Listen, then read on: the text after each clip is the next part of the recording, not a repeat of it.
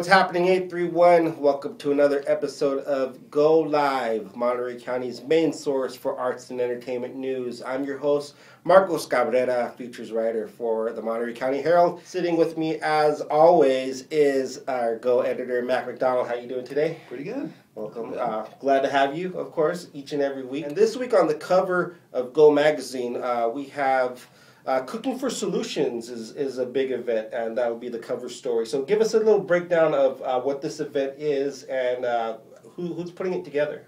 Well, it's at the Monterey Bay Aquarium, and it's the 12th annual, and it goes all weekend, and the thing is, it's got cooking demonstrations and a lot of food booths, and it's all about sustainability and eating and harvesting food that is sustainable. And there's going to be a lot of celebrity chefs like Carla Hall from the Top Chef, Richard Blaze from Top Chef, of course Cindy Paulson, who is the chef at the aquarium herself. And so they have cooking demos. It's kind of interesting because on Saturday and Sunday it's kind of open to the public. If you buy a aquarium entrance, and then you get all this stuff.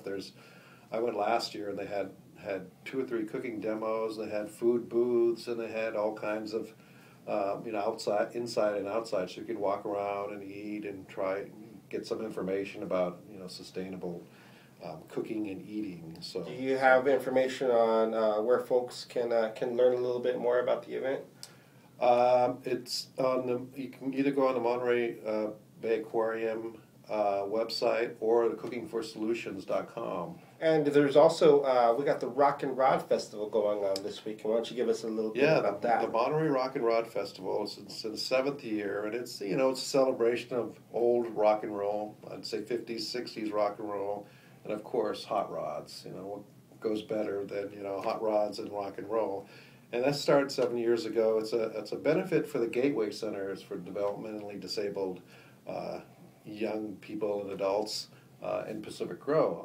Can you tell us again when this takes place? The sock hop is Friday night, starts at 5:30, goes to 10:30, and then the Saturday is kind of pretty much an all-day thing. I believe that the gates open at 11 or 11:30, and it goes all the way into the evening. So it's kind of, you can stay there all day or go just into the evening. And where is it happening again? It's at the Monterey County Fairgrounds. Friday night is $20, and Saturday is $25. Okay. And the website for that is MontereyRockRod.com. Of course, you can get the whole scoop in this week's edition of Go Magazine, which, as I stated before, is on newsstands now. All right, now we're getting right into one of my favorite segments in the show, Mac About Town. This one is actually kind of leading into the weekend. This is a Thursday night event out at the Carmel Bar and Grill, and it's featuring a couple of bands who folks may remember from the Monterey Live venue in downtown Monterey. These guys are pretty hot. Why don't you tell us about them? Forrest Day and the Suborbitals. And Forrest Day celebrated the release of his new album called The Second. And he's, I don't know if you've seen him, but it's even hard to describe his music. It's rock, it's kind of a little bit of hip hop.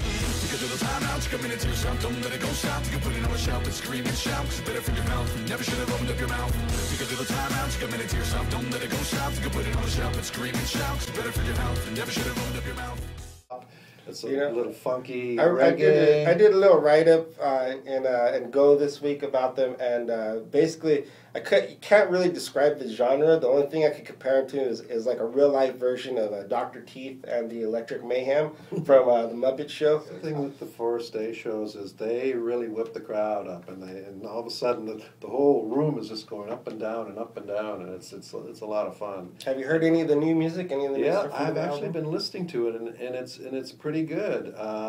It's really well recorded, and it's got some great songs, and I think it's going to be I think it's going to be one of their bigger selling. I don't know if I'd call it a hit, but it's a solid album all the way through. And then, of course, another popular draw over at the Old Monterey Live, the Suborbitals, who are in the midst of this renaissance. This is kind of the second wave of their career. Yeah, they had basically, I guess, broken up, a few years ago, and after the Monterey Live folded and people kind of moved on, and then they kind of broke up, and then one of the main guys in the band was back east. He moved back here, and he thought, well, let's put the old band back together again. That's Ryan Masters, Ryan of course. Masters. Right? Sound in my lullaby is high.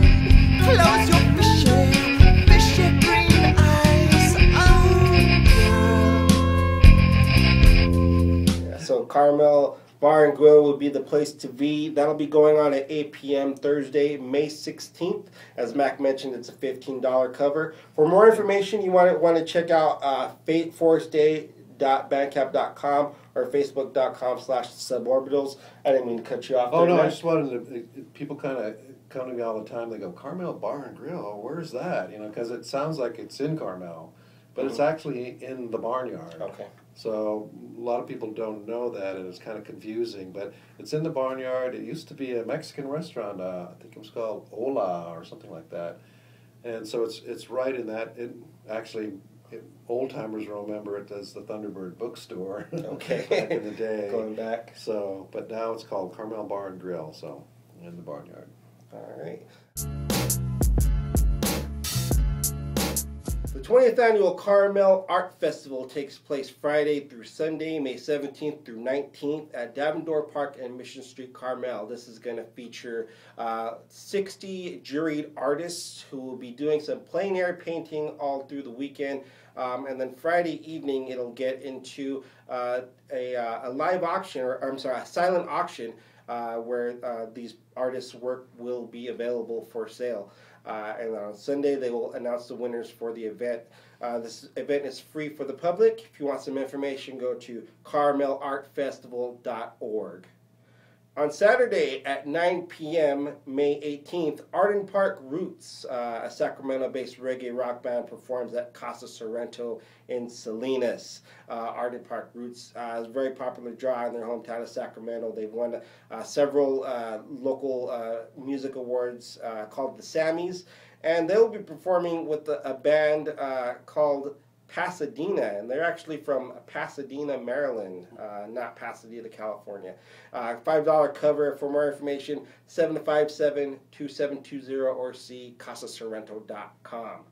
And the Walk of Remembrance, a celebration of Pacific Grove's Chinese village and pioneering fishing community, takes place at 3:30 p.m. Saturday, May 18th. And this will begin at the Pacific Grove Museum of Natural History, 165 4th Street in Pacific Grove. For more information, you can check out pgmuseum.org/events. And now, coming up, we will talk with our senior TV correspondent, the lovely Jeannie Evers. Hey, it's Jeannie Evers, a Rabbit Eaters TV columnist, and I am here today to talk about the end of The Office with Tommy Wright of our sports department.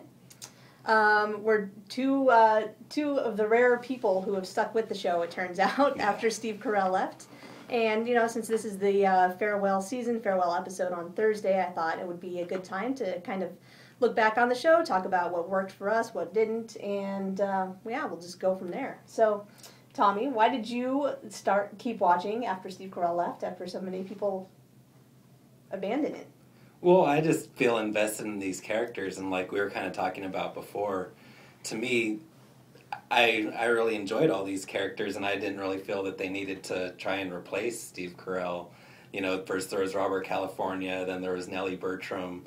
I didn't feel that was really necessary. I enjoy, Dwight and Jim and everybody. I enjoy all those characters, and so I feel, I had already put in, 7-8 years worth. I want to finish it up and see what happens. Yeah, I completely agree with you. And actually, I ended up liking Nellie when she got brought back to the office and was kind of like more of a secondary, like a background character like everybody else, who got to do more after Steve Carell left, which I think was great because they had just such a great cast of office grunts behind them, And I agree, and I think that the problem with The Office after Steve Carell left is that they tried to replace him. Like they kind of mistook his draw as Michael Scott with notoriety, I guess. Yeah, that's the positive. That's the positive one, right?